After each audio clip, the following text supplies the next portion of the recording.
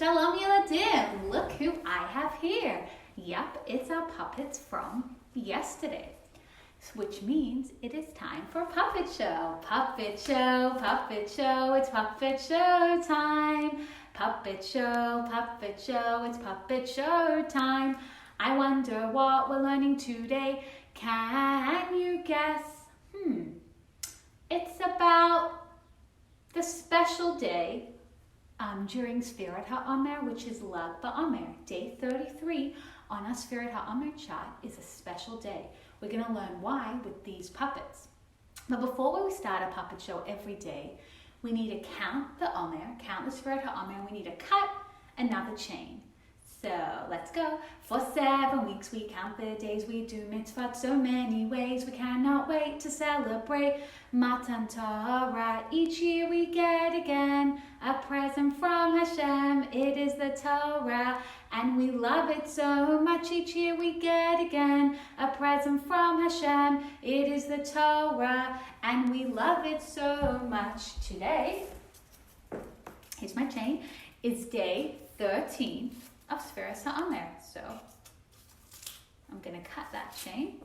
And now we have 36 days left until the Yom Tov of Shavuos, which is when we get the present from Hashem, which is the Torah. So I'm going to move my Moshe on my Sfiras HaOmer chart. So he's going to move, let's find him. He's going to move from day 12 to day 13. You see?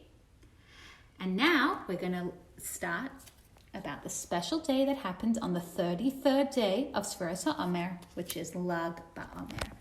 And let's see if you remember our puppets. There they are. Hopefully you've printed them out and you've colored them. So we have over here Kalba Savua, and his daughter Rachel, and their shepherd, Akiva. We're going to go quickly through the story, and then we're going to learn what else happens. So, a long time ago, there was a man named Kalba Savua. He lived in Eretz Yisrael, in Israel, with his daughter Rachel. He had a lot of money, but he was also very kind. He would help poor people when they were hungry. He would give them food, and he loved to learn Torah. Now, his daughter Rachel, it was time for her to get married. And Kalba Savua wanted to find her a man. I need to find you a man that learns lots and lots of Torah. Okay, Daddy. So as you heard yesterday, Kalba Savua would bring lots of different people to the house, men. And Rachel was supposed to look at them and say, I want to marry you. But no one. She didn't want to marry any of them. I don't know why. She was waiting for someone really special. Now, let's remember about Kalba Savua's sheep needed a shepherd. And the shepherd was Akiva. Here is our puppet of Akiva. Now, I will send you alphabet pictures so you can put them inside of Akiva. Do you remember why I have alphabet on me? They were stuck inside Akiva. I never learned the alphabet. I never went to school. I never learned any Torah. I don't know the Parsha. I don't know anything. All I know is how to watch sheep. But Akiva was a fantastic, wonderful shepherd. And he was kind-hearted. And he would look after the sheep so beautifully. And every day while he was watching them, who was watching him? Rachel. She was watching him.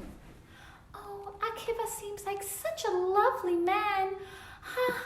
I think he would make a wonderful, wonderful husband. I think he's really kind and nice. And Rachel and Akiva became friends, and eventually they both decided to get married. But Akiva was scared. I'm so nervous. Kalba Savua loves learning Torah, and I don't even know what an aleph looks like. He's never going to let me marry his daughter Rachel. Right? This is the part I don't like at all. And Rachel said, don't worry. I know you're something special, Akiva. I believe in you. Once we get married, you're going to go learn Torah, and you're going to become a big rabbi. But I need to go ask my daddy.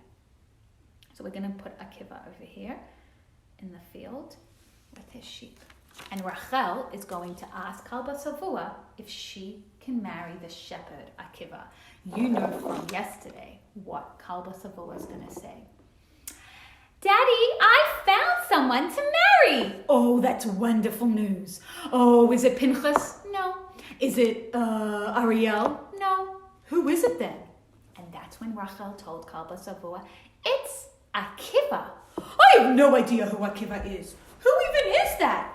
It's our shepherd, Akiva. The shepherd? How dare a daughter of mine marry a shepherd? You need to marry a Talmud Chacham, someone who learns Torah and knows all the mitzvahs and all. No, Daddy, Akiva never had a chance to learn. Once we get married, he's going to go to yeshiva. No, Rachel, if you marry Akiva, you are not allowed in my house anymore. I'm not going to help you with any of my money or anything, and I don't want to see you. So do not marry Akiva.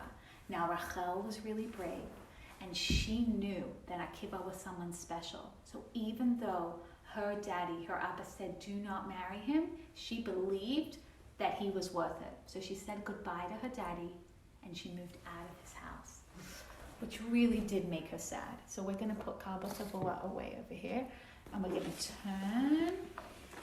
Now, if you printed out the field, you can put it on a box like this, and you can set up your sheep, and that's where you can put Akiva and Rachel. So Akiva and Rachel got married, and they lived in a tiny little shack. They didn't even have enough money for a bed. They had to sleep on a bale of hay. But you know what? They were happy. And as soon as they got married, just like Rachel said, she said, Akiva, it's time to go learn. You need to start at preschool, and then you'll learn the alphabet, and then you'll go on to learn the whole Torah. But Yiladim, Akiva was scared. Rachel, these alphabet have been stuck in me for so long. I don't think they're ever going to come out. I'm too scared to learn. No, I think I'm just going to be a shepherd. But Rachel believed in Akiva, and she said, Akiva, I'm telling you, please go learn. But Akiva was too scared. Okay, now comes the part of the story you don't know yet. I'm going to bring this a bit closer. Now, every day, Akiva would walk past a big stone. Do you see that? This is like a big rock. And every day when he walked past, there was water dripping on it. Every day. I'm going to show you what I made for my water. I cut out pieces of blue paper, and I did them in a little like water shape, and I put it on a stick to show you that every day when Akiva passed by this rock, it would be drip, drip, drip, drip with water. Now, if water drips on something for a really long time, what do you think will happen? Do you think water is heavy and can make a dent or a scratch? If water dripped on your hand for a long time, do you think anything would happen to your hand?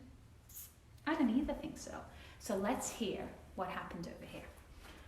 One day, when Akiva walked past this rock, he noticed that on top of the rock, there was can you see it? There was a hole. There was a hole in the rock. Do you see that? There's a big hole. And this is what Akiva said. Oh my goodness, there is a hole in the rock. How is there a hole in the rock? What made the hole? And Akiva realized, do you know what made the hole, Yiladim? The water made the hole. Isn't that crazy? Water cannot make a hole, right? Water cannot make a hole. But Akiva realized something. If water drips on something for a really long time, it can make a hole. And then Akiva had an idea. And this is my favorite part of the Rabbi Akiva story. And this is what Akiva said. If water drips and drips and drips and can make a hole on a rock, then maybe if I learn and learn Aleph, Bet, and Torah, it will work, and maybe my Aleph, Bet will pop out of me. Maybe I'll learn it. I know! I'm going to listen to Rachel, and I'm going to go to yeshiva. Yay! Thanks to this rock and the water making a hole, Akiva decided that maybe just like water, Torah could make a pretend hole in him and pop out the alphabet. So let's see what happens when he tells Rachel. Rachel! Yes, Akiva? Guess what? What? I am ready to go and learn. Yippee! I'm so excited. Don't worry about any of the money, Akiva. I'm going to work at home and you go and learn. And whatever money I make, I'll give you. Oh, you're a wonderful wife. Thank you, Rachel. So you'll never believe where Akiva went next. Akiva put on his backpack and he had to go to school. But he didn't even know what an Aleph was. So he couldn't go to school with all the men that were his age. He was 40 years old. So he had to go to preschool. Just like wearing. He had to sit in circle time and he heard the Mara teach them Aleph, Bet, Vet, Gimel, Dal, all the Aleph base. And you're not going to believe what happened. Just like with the rock, the Aleph Bet inside of Akiva, finally the Torah penetrated and pop! Suddenly Akiva knew Aleph. Do you see I put the Aleph on his head? That means he now knows Aleph. Oh, I know Aleph! I'm so excited! And then pop, he learnt a new letter. Pop, he learnt another. And every time he went to school and he learned something new, just like the water penetrated the rock and made a hole, the Torah and the teaching, it was like it made a hole in Akiva and he was able to know the Aleph Bet. Now I know my Aleph Bet. And Akiva went to kindergarten and first grade and second and third and fourth and fifth. And he started learning. And just like Rachel thought, Akiva was amazing. Everything he learned, he knew. He was the most amazing student. And when he was finished school, he went to a big yeshiva. And he was learning really, really hard. And the next part of the story is a little bit sad. And we'll learn about that next time. Okay? So right now, we're at the point where Akiva is learning. And he knows his Aleph Bet. He knows a lot of Torah now. Okay? And he's actually going to become a huge Talmid Chacham, a huge rabbi. Instead of Akiva, he's going to turn into Rabbi Akiva. And instead of being the student, like you all, he becomes the Mora. The Mora. That's how amazing he was. So let's try to do our Akiva song. And this is how it goes. Many years ago, a poor shepherd boy watched the sheep all day. Akiva didn't even know the Aleph Bet, which all of us can say. I didn't even know the Aleph Bet, which all of you can say. Rachel, his smart wife, gave him good advice. This is what she said. It's never too late to start learning Torah if you use your head. It's never too late to start learning Torah if you use your head. And guess what? Rabbi Akiva learned both day and night. A Talmid Chacham he became. He had many Talmidim who all learned Torah, and we should do the same. He had many Talmidim who all learned Torah, and we should do the same. So in our next puppet show, we'll see how Rabbi Akiva became Rabbi Akiva. And it was all thanks to who? His special, special wife, Rachel. She believed that he could be someone great if he was given a chance. It's also thanks to this special, special rock that, thanks to water, had a hole in it. And that made Akiva believe if a rock can have a hole from water, then guess what? Torah could get into my brain and pop. He was right. So that is the end of our puppet show for today. And you're probably wondering, what about Kalba Savua? Don't worry, he's going to come into our puppet show tomorrow, and maybe he's going to be sorry about sending Rachel away. I hope you enjoyed that, Yeladim. I sure did. Shalom. Have a great day.